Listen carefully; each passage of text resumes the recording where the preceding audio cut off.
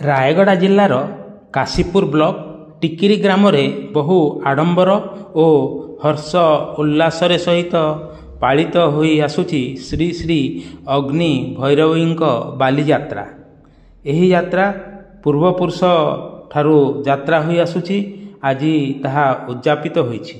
एठारे मुख्य पूजक भावे श्री राजेश पुजारी रहिछन्ति। एही यात्रा गत 15 सेप्टेम्बर रे आरंभ होई 23 तारीख दिन उद्यापित हो जाइछि।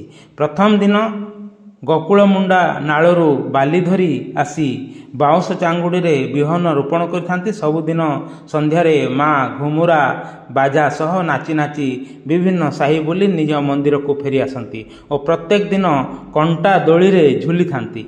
एहाकु देखिबा पई भक्तंक प्रबल भिड़ होइथाय। एहा सह मीना बजार मजा मध्य नेउछंती। भलिकी भली मिठा मध्य मिलिथाय।